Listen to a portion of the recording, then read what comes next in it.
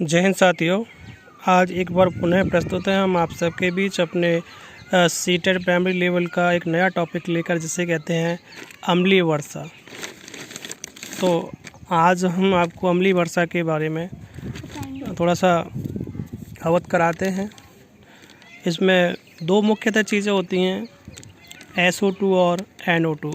SO2 बोले तो sulphur dioxide और NO2 बोले तो नाइट्रोजन डाइऑक्साइड। जब ये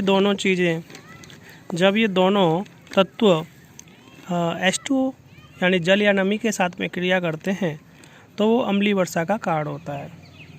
तो इसे रिएक्शन के जरिए समझते हैं HO2 प्लस SO2। जब SO2 यानी सल्फर डाइऑक्साइड किसके साथ H2O के साथ क्रिया करता है, नमी के साथ क्रिया करता है, तब H2SO4 यानी सल्फ्यूरिक अम्ल बनाता है। और जब H2O के साथ में NO2 मिलता है, नाइट्रोजन डाइऑक्साइड मिलता है, तब HNO3 नाइट्रिक अम्ल बनाता है।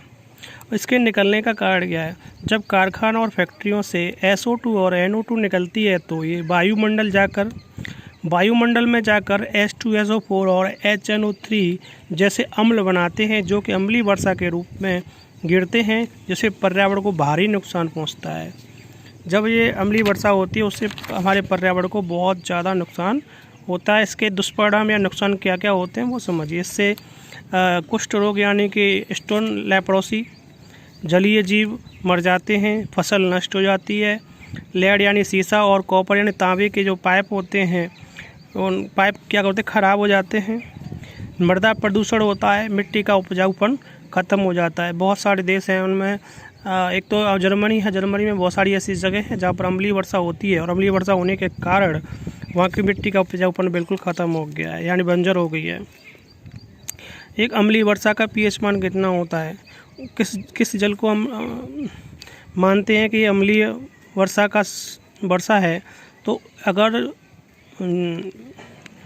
उस जल का pH मान 5.5 से कम होगा, 5.5 से कम होता है pH मान, तो वो अम्लीय वर्षा के रूप में जाना जाता है। जब कोई वर्षा होती है, एसिड रेन होती है, अगर उसका pH वैल्यू 5.5 से कम होती है तो वो अम्लीय वर्षा ही मानी जाती है। अब हम चलते हैं वायु दाब, एयर प्रेशर। वायु दाब को किससे मापा जाता है? वायु दाब को बैरोमीटर से मापा जाता है। जब इसकी रीडिंग एकदम गिर जाए तो आंधी तूफान आने का संकेत होता है। ये बहुत मोस्ट इम्पोर्टेंट फैक्ट है कि बैरोमीटर जब औसत टेम्परेचर से जब बैरोमीटर एकदम से क्या होता है, नीचे गिर जाता है, एकदम से नीचे गिर जाए तो आंधी तूफान आने का संकेत होता है। और जब रीडिंग धीरे धीरे नीचे गिरे तो क्या होता है, बारिश होने का संकेत होता है। और जब रीडिंग एकदम ऊपर उठे तो आसमान साफ होने और मौसम साफ होने का संकेत होता है। ये बैरोमीटर इस टाइप का होता है। और यहाँ पर ये औसत तापमान दिखाया गया है। औसत वायुदाब कितना माना जाता है? औसत वायुदाब होता है आपका 76 cm यानी 76 सेंटीमीटर क्या माना जाता है? औसत वायुदाब मापा जाता है।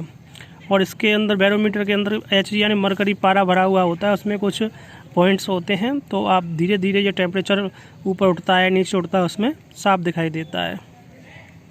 अगर 76 सेंटीमीटर नहीं होगा तो क्या होगा? 760 मिलीमीटर। अब इसको एक बार और समझ लें, ये है आपका बैरोमीटर यानी कि वायुदाब मापने का यंत्र है। क्या है? बैरोमीटर। इसमें यहाँ पर आपको दिखाई दे रहा है कि ये है औसत वायुदाब। अगर इससे नीचे एकदम से नीचे पारा गिरेगा, इसका मतलब है कि तूफान और आंधी आने की संभावना है। तूफान और आंधी आएंगे, हो सकता है बारिश भी हो सकती है। लेकिन अगर टेम्परेचर यहाँ है और धीरे धीरे नीचे आ रहा है, इसका मतलब क्या है? इसका मतलब है कि बारिश होने का संकेत है। अगर टेम्परेचर यहाँ से औसत तापमान से, औसत वायुदाब से अगर थोड़ा सा ऊपर उठता है, इसका मतलब क्या है कि मौसम साफ होने का संकेत है। अगर यहाँ पर एक फॉर्मूला आपको दिया है कि टेम्परेचर को अगर हम केल्विन में बदलेंगे, फ़ारेनहाइट में बदलेंगे और सेल्सियस में बदलेंगे, डिग्री सेल्सियस में, तो उसके लिए फॉर्मूला उसके लिए फॉर्मूला है degree Celsius upon 100 equal to F minus 32 upon 100 equal to K minus 273 upon 100। इस फॉर्मूला को याद कर लीजिए। अब एक प्रश्न बार बार आता है एग्जाम में कि सामान्य व्यक्ति का तापमान कितना होता है, नॉर्मल ह्यूमन टेम्परेचर। तो फ़ारेनहाइट में अगर हम देखेंगे तो 98.6 होता है, 98.6 फ़ारेनहाइट होता है। अगर हम डिग्री सेल्सियस में देखेंगे तो कितना होता है, स्वस्थ मनुष्य का टेम्परेचर होता है 37 डिग्री सेल्सियस। 37 डिग्री सेल्सियस क्या होता है, स्वस्थ मनुष्य का टेम्परेचर होता है। और फ़ारेनहाइट में हम देखेंगे तो 98.6 फ़ारेनहाइट होता है। इसी क्रम में दूसरा टॉपिक है फसल क्रॉप। इसमें दिखाया गया है कि रबी की फसल कब होती है, बोने का समय कब होता है। तो जो रबी की फसल होती है हमारी दिवाली के समय पर बोई जाती है और मार्च अप्रैल में काट ली जाती है। कब बोई जाती है, बोने का समय है रबी की फसल का अक्टूबर नवंबर यानी दीपावली के समय पे, और काटने का समय है मार्च अप्रैल में यानी होली के आसपास काटते हैं। और बोते कब हैं, अक्टूबर नवंबर दीपावली के समय। इसमें कौन कौन सी फसलें हैं, आलू, जौ, सरसों, चना, राई, गेहूं और मटर। अब थोड़ा सा खरीफ की फसल के बारे में जान लें। खरीफ के बोने का समय जो होता है वो होता है जून जुलाई में। जो वर्तमान समय चल रहा है वो होता है खरीफ की फसल बोने का, और काटने का होता है नवंबर दिसंबर में। खरीफ की फसलों को हम नवंबर दिसंबर में काटते हैं। तो उदाहरण है इसका, कौन कौन सी फसल इसमें बोई जाती हैं, अरहर है, गन्ना है, धान है, बाजरा है, तिलहन है। तो ये जो फसलें हैं ये खरीफ की फसलें हैं। और एक और फसल है जायद की फसल। ये कब बोई जाती है, ये होली के समय ही बोई जाती है शायद। हाँ देखिए, बोने का समय है मार्च अप्रैल में, होली के आसपास ये बोई जाती है। और काटने का समय क्या है, मई जून में। और मई जून में ये फसल को काट लिया जाता है। इसके लिए कौन कौन सी फसलें बोई जाती हैं, उर्द है, खीरा है, खरबूजा है, ककड़ी है, मूंग है। इस तरीके की जो फसलें हैं, दलहन की फसलें हैं। और सब्जियों वाली जो ककड़ी, खरबूजा, खीरा, इस तरीके से जो भी आपकी फसलें हैं जायद की, ये इनके बोने का समय है मार्च अप्रैल का, और काटी कब जाती हैं, मई जून में। और नकदी फसलें बेहद इम्पोर्टेंट है, पेपर में बार बार प्रश्न इससे पूछे जाते हैं। नकदी फसल को व्यापारिक दृष्टि से बहुत लाभकारी माना जाता है। और इसका उदाहरण क्या है, कपास, गन्ना, जूट, तंबाकू आदि। नकदी फसलों के अंतर्गत ये फसल आती है। कपास, गन्ना, जूट, तंबाकू आदि, ये क्या है, सब नकदी फसलें हैं।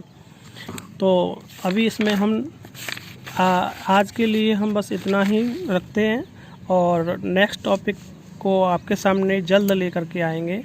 तब तक के लिए आप को हमारा ये वीडियो अच्छा लगा हो तो इसे आप लाइक करिए, शेयर करिए, कमेंट कीजिए, और इसका आप लाभ लीजिए। ये वीडियो बहुत ही लाभकारी होने वाला है सीटेट की स्पेशल क्लास के लिए।